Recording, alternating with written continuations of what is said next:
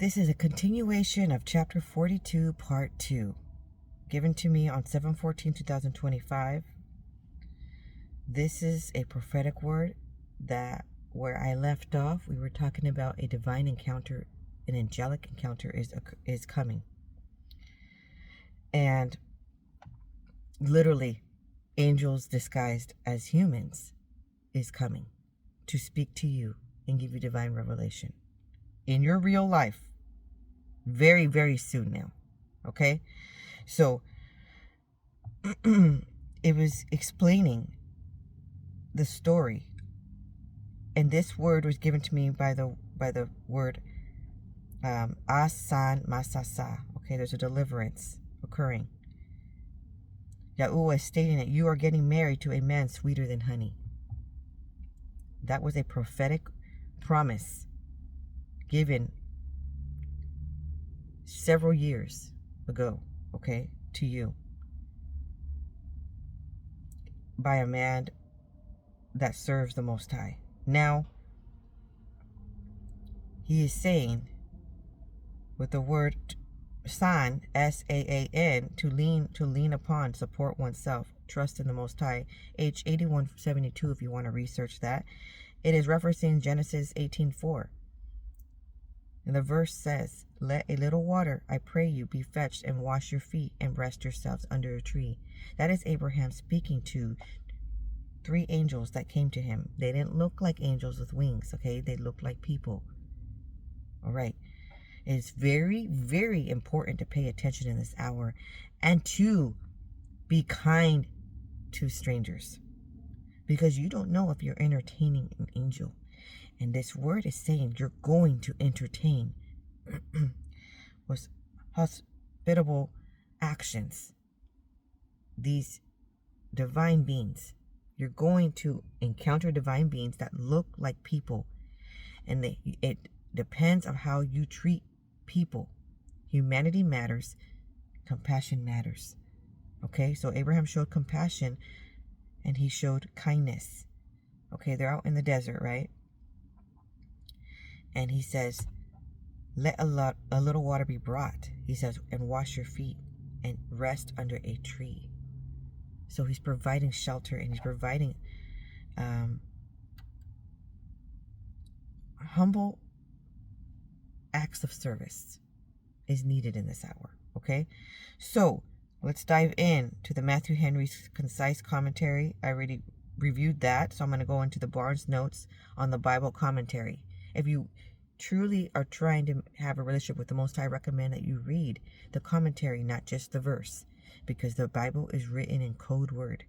Okay, and in this channel, I do read a lot of the commentary for the most part.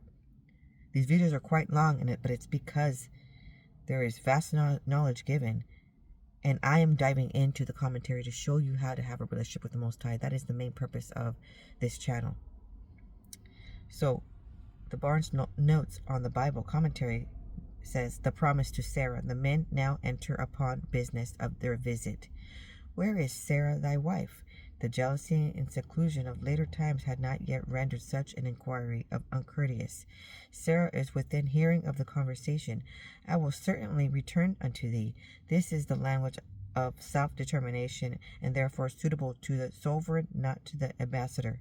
At the time of life, literally the living time, seemingly the time of birth, when the child comes to manifest life, Sarah thy wife shall have a son. Did you hear that? They're delivering a humongous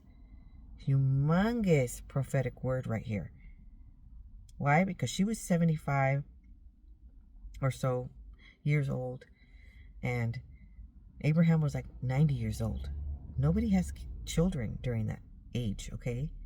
So they're saying something miraculous is about to happen to you. And this prophetic word is not literally saying you're going to be, literally this exact same scenario. He's saying a miraculous is going to come to you, and you actually may be the Sarah who gives birth at really late in age.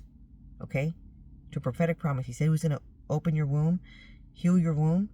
then you're going to be that very, very miraculous miracle. You're going to live it. Okay, but this is like a prophetic word that's literally going to come to you. Okay? He's speaking to the mother of the nations and the father of the nations in this hour. This is why it's a New Beginnings Ordained Spouse Union series. And he's saying,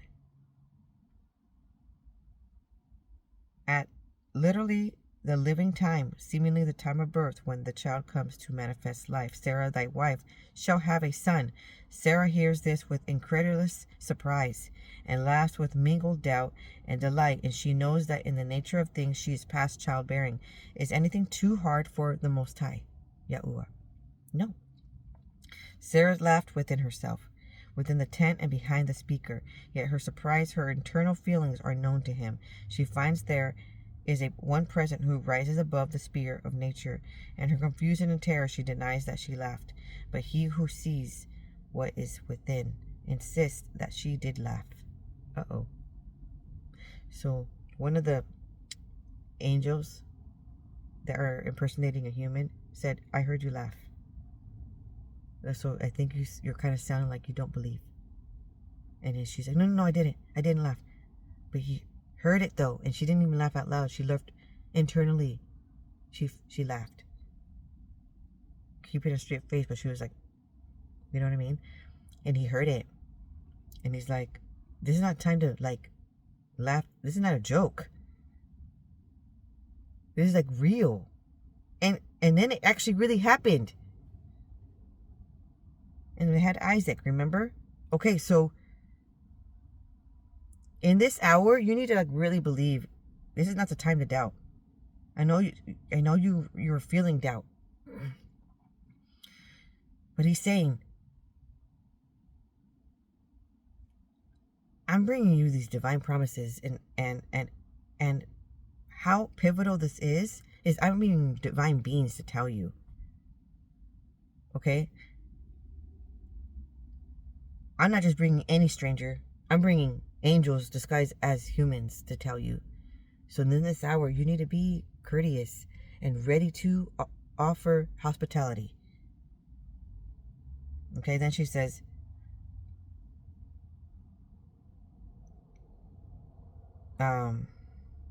this has renewed her faith, and all doubt has washed away. Okay, and she has received her divine promise. Okay, so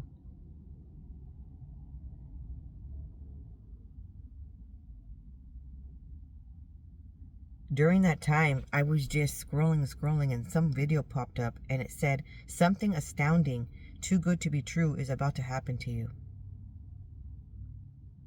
And I'm like, I just received this word, and then I just encountered that video? What in the world? The Most High is really trying to tell you something. And you're going to be like, but you could be the scenario where your tube's tied, okay? Or you have not been able to conceive children, okay? Or you have a hysterectomy or something like that. And you're like, this is immensely impossible. Nothing is impossible for the Most High. Do you understand that He can just put a new womb in you? Do you understand that He could have angels dressed like humans? They're walking around on this earth, okay? My son and I were just talking about shapeshifter. This is in a demonic sense, okay, that we noticed. But if, obviously the demons, Satan is a copycat, okay? And he tries to do the same. And there was a bit of this shapeshifter transhumanism going on. We were at a store, and we were on our way out, and we saw this man walk out of the front doors before us, like a few seconds before us. Then we left. And I was distracted, kind of distracted, talking to my boys, and he was looking straight, and so we didn't say anything because it's normal for people to walk in and out of a store. What was unusual is that then after the walking through the glass doors, we walked out, and there was additional steps, and like there's no one in sight except a little boy that's walking by himself towards the other store. And he's like, hey, that man just transformed into a boy, a little boy. He's like, he's like, look, mommy, that was a shapeshifter. I'm like, I'm like, oh yeah, because wasn't it a man that just walked out of here? See? And all of a sudden, I don't know if that was, you know what? That could have not been demonic. He had nothing to do with what happened in that store earlier on. But these kind of things happen. Let me tell you what happened that day, which I'm thinking, like I don't necessarily think he contributed to anything that occurred that day. But what I'm saying is shape-shifting. Okay, obviously if shape-shifting, it's not like demonic when angels are doing it, okay? But I don't know what that was. But on that same day, we walk into that store. We were on the store next door, but I had to go to the bathroom. And that store didn't allow people to go use the bathroom. So we went to the store next door. And when we entered, we walked all the way back straight because that's where the bathrooms are at. All right? And I had my two boys and my little baby boy at the time. We thought it was a regular day. And it was not a regular day because we walked back there. I saw my ex. And I instantly saw my prodigal son sitting on a bench waiting for his sister that was in the waiting room. And during that time, I hadn't seen them in like maybe 2.5 years. If you recall, my ex stole my children and then ran off with them, and I could not find them. Okay? And so there was like a divine encounter in that moment.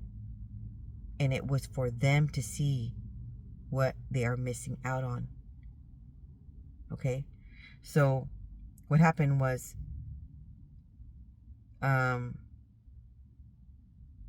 we said hi, then he left, and we went to the bathroom.